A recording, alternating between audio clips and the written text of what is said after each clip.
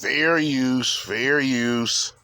Wants us to know that they don't care that we think they're racist. Fair use. Check it out. Sorry, Phil. You're a racist. Is that it? That's all you've got?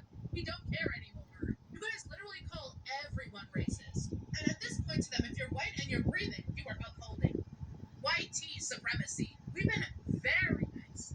Very nice. And I'm sorry, but the fact that you guys are blaming us for your shortcomings in life, well, my family survived on war rations while your grandma had a full fridge of EBT and Pepsi. I'm sorry. I am not going to sit here and feel guilty for you. So what you saw there, she pretty much said that we don't care because Yeah. we accuse them of being racist even if they're breathing. We also accuse them of upholding white supremacy. My thing is, well, where's the line? Well, see, this is the problem. Is that the truth? That sounds like a you problem. Then she also went on to say, while her people were surviving off of war rations, our grandmothers was sitting up with a refrigerator full of cold Pepsi. Your problem is not only that you're racist, your problem is also that you're not very bright. See, unfortunately, Did our grandparents have during the Civil that's War? this generation, millennials and Gen Zs. I thought the shoes on and hardly anything to eat, and you talk about a refrigerator, a Pepsi that was purchased with EB and T. There wasn't even no EBT back then. Now, maybe you got to remember, white supremacists, they find an excuse for anything just to insult black people. Because you are so full of, yes, I'm going to say it, racism and hate, you can't even get your facts together or even have the sense enough to go. Like I said, you check this out. Look at this.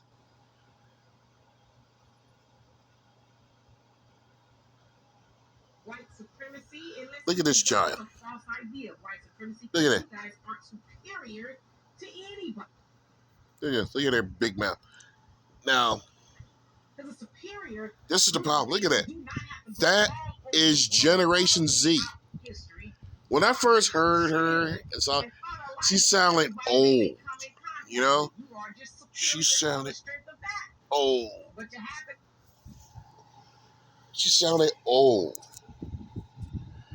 And that was really unnerving. I said, my God, this is the same generation that if you've... this is what I wrote. This is what I wrote. I wrote down right here. Go down right here in my little sketches here. The little chicken sketches. I wrote down right here. No, she is not joking. The school curriculum nowadays, I thought, was bad when I was a kid. It's even worse. They don't even know who Napoleon Bonaparte is. I did a joke on one of my godmother's helpers. Yeah, it's just a little joke. I opened her door for her to come in, and I said, hey, I just heard on the news that Napoleon Bonaparte just lost at Waterloo. And she said, oh, really? That's bad. And she walked past me. I said, oh, my God, it's not her fault. It's the curriculum. Nowadays, they really are dumbing down the kids just to know reading, writing, and arithmetic so they can work at a job, and that's it. They don't want you to have critical thinking skills. And like I said, Napoleon Bonaparte shows these millennials and Gen Zs a picture. If you show these millennials or Gen Zs a picture of Victorian times and tell them it's the 80s, yes, I did this trick. I love doing tricks on them. They believe it. This is the dumbest generation that has the most information at their fingertips. Me and my mom, we had to walk to the fucking library, which was cool enough, and literally dig to get shit. Or ask the librarian if they could pick up stuff for it and everything. But what's good when you do it in person, you get stuff like this in person, is you get to go to the little knickknack section, like in the Long Beach. You people who are in Long Beach, go downstairs, and when you turn to your right, you see this little room. It's donated. It's a little room. It's a big room. Go in there and check out that Autobahn. That huge book that's as big as a table. And when you're there, if you're lucky, you see Japanese folklore. And I just found out that the character Blanca,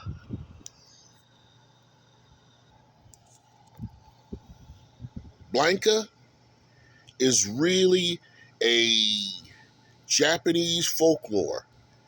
It's supposed to be a forest spirit. I found out in that area of the library.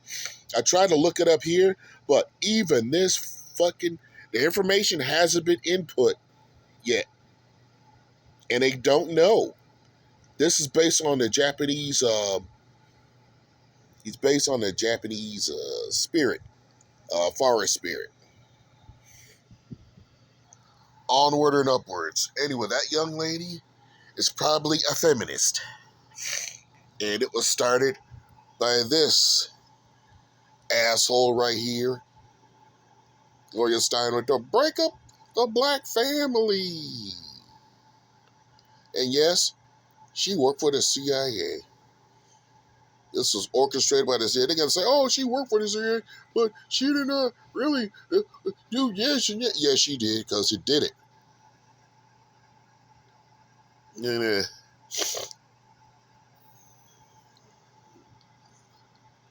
yeah.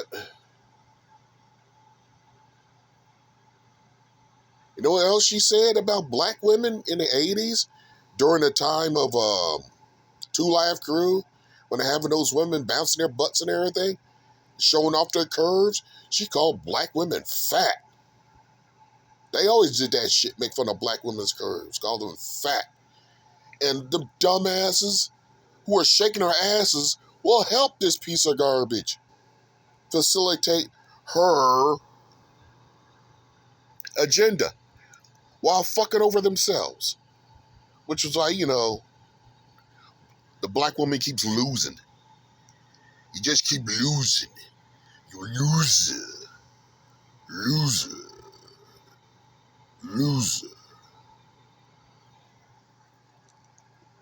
Look at this. I just want to look at the optics. Look at the optics. Hey, put my thumb in there, get the focus.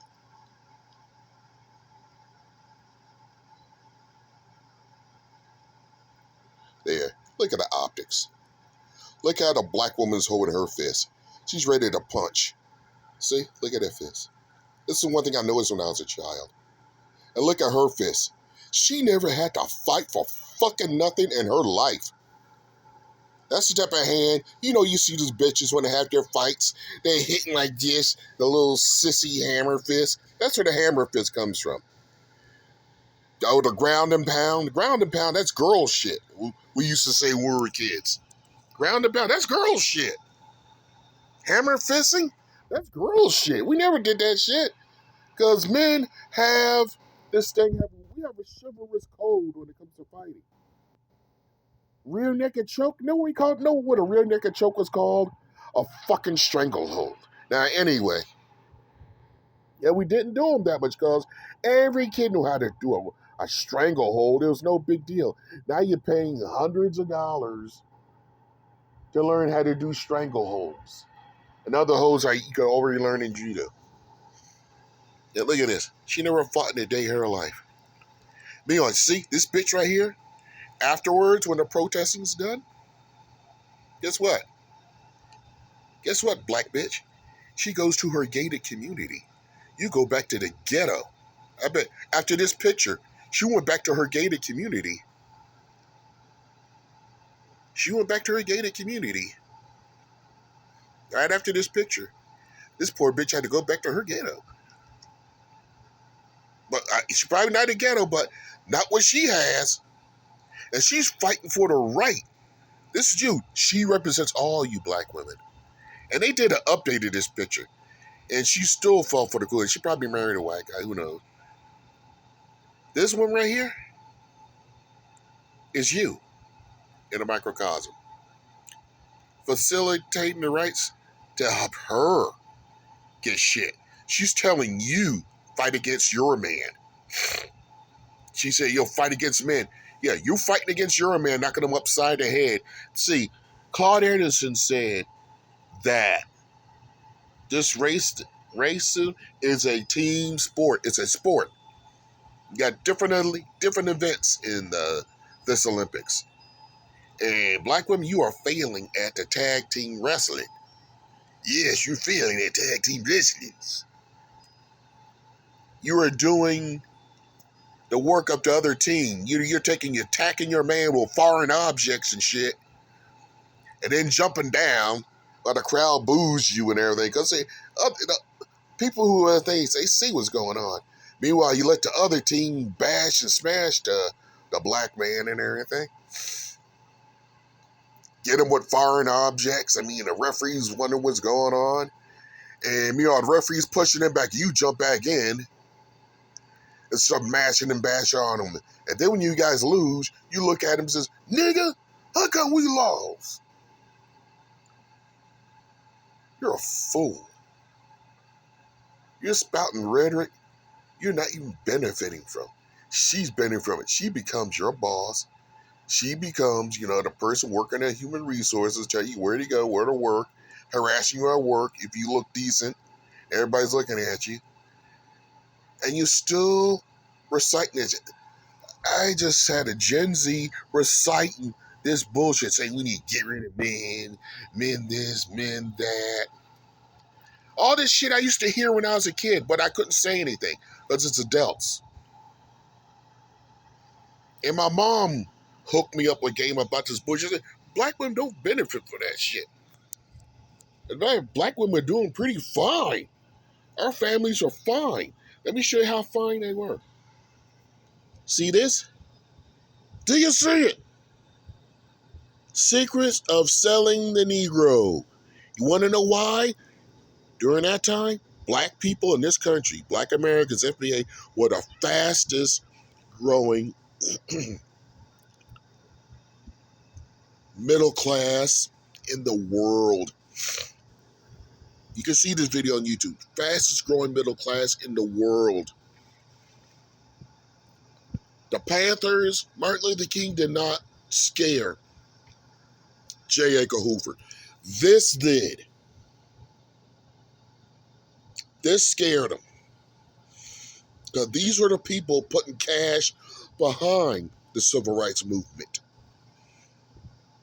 This is where the cash flow was coming from. And this was made by our government, this thing. I think the three leader agencies. Instead of rejoicing and saying that's new money into the economy, you're dealing with a people that are cut off their nose to spite their face. So they did everything possible to sabotage this, and it worked.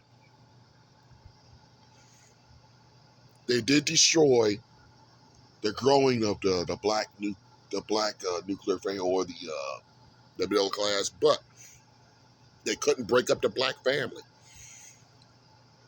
And that's where they got Gloria Steinem and that BS burning bras and all that shit.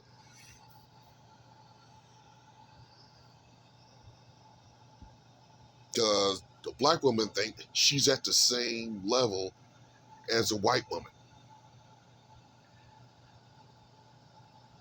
And my mom told me they could be getting the shit beat out of their man and everything. They will not go against them because they get the golden coins. Yeah, check out this video. Secrets of Selling the Negro. And you'll find intact families on there.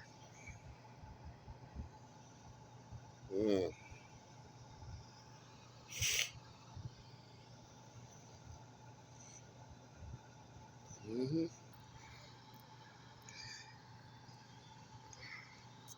Margaret Sanger. According to Wikipedia, Margaret Sanger was an American birth control activist, sex educator, writer, and nurse. And eugenicist. They're not mentioned eugenicist. She called black people human weeds that are sucking on the system, even though there was no system at the time. We had our own gardens. It wasn't our fault. White people didn't know how to make their own gardens more as efficient as we did. Yeah, and so this girl started to spout off eugenic shit, sterilization. The same shit this woman was spouting about. It said she's talking about all men. Now, Margaret Sanger wasn't talking about all men need to be sterile. She's talking about black men. So this shit, with this eugenic shit, and you're black, and you talk this shit, you're stupid. She the one that gave Hitler the game. He credited her in his book, Mein Kampf. Everything fucked up that America did, Hitler accredited to America. The swastika, he got that idea from the Confederate battle flag. And here this young black girl spouting this woman's rhetoric.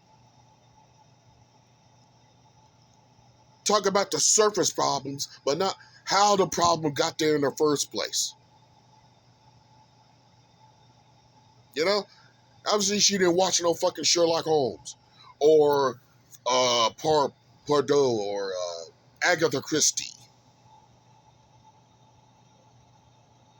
You can't just scratch the surface of something and think you found an answer.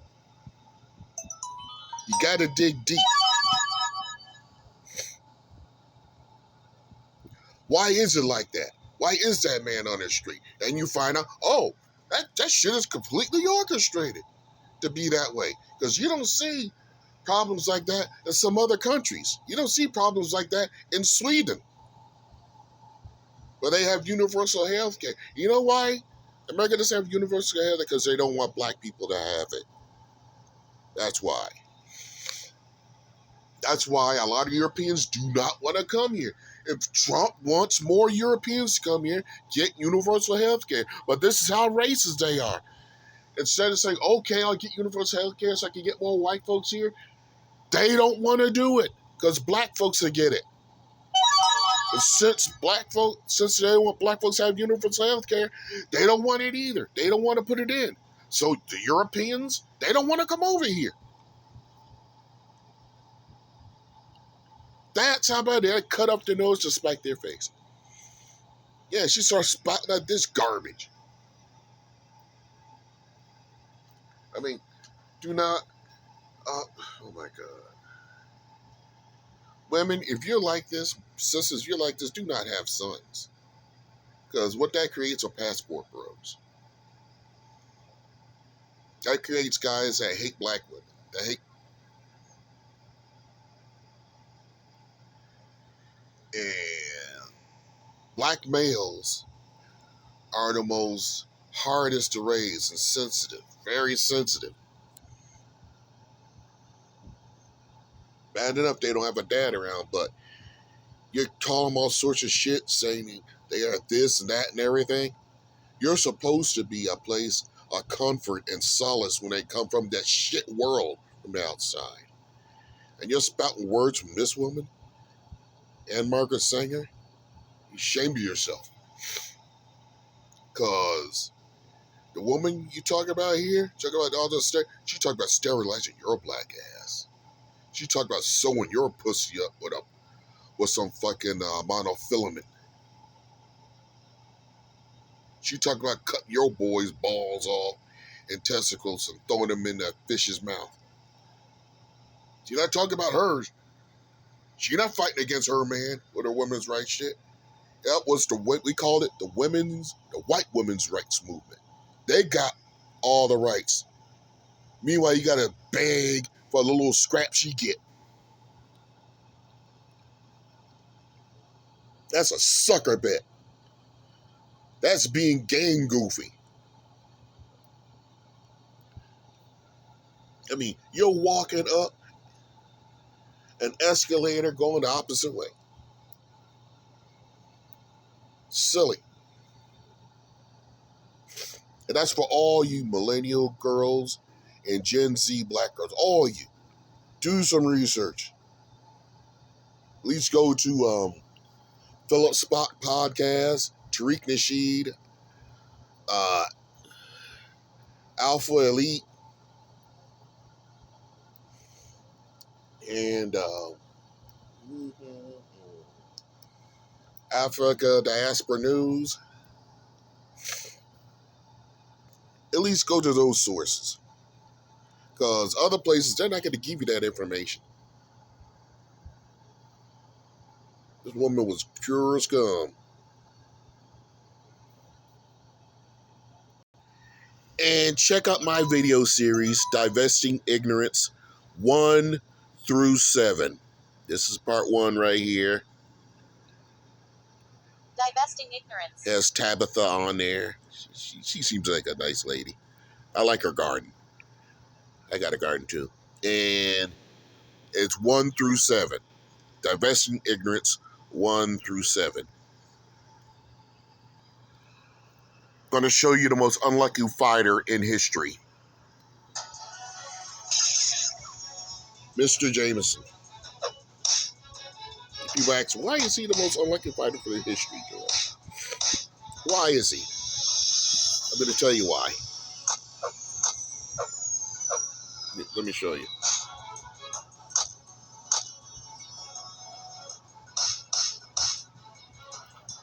Let me show you. You think that's bad? Let me show you something.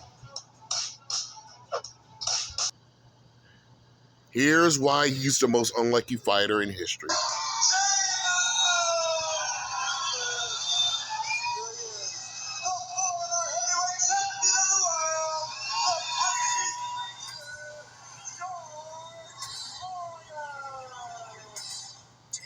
After retirement from the ring, George Foreman started his winning ways again, still with that historic power he possessed. Go for it, man. See, that poor man fought Mike Tyson. Now he's going against Foreman.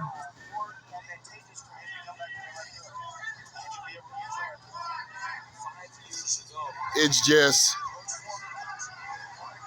he looks like he's going to do something, but Jameson attempted to use movement and jabs to keep Foreman at bay, but struggled against Foreman's imposing presence.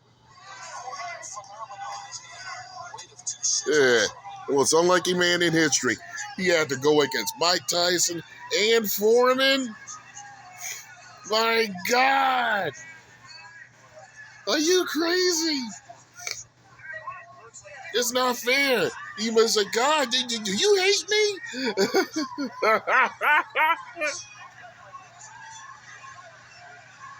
Yeah. It just sucks. Foreman continued to control the fight with powerful jabs and body shots. Fair use, fair use. I had to afford this shit. It was just a slaughter.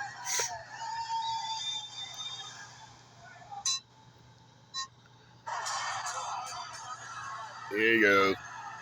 I guess that's a DEI knockout, huh? What Mike Tyson did to Jameson, same with Foreman. It was a DEI knockout. They don't count, people. This is... He did not earn it. This is DEI. That's what they're going to be doing soon. He hit him too hard. Disqualify him. He hit him too hard. Damn. Most unlucky boxer in history.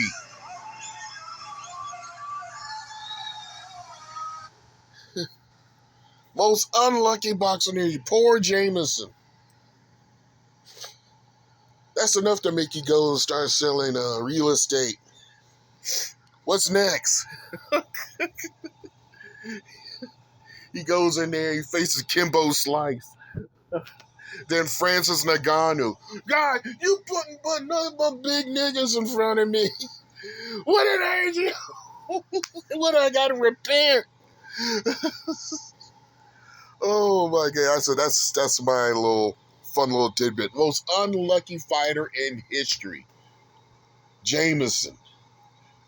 First he fights future world heavyweight champion, then former world heavyweight champion. What are the odds? Oh my God! Quizarch's headache, mantis shrimp out.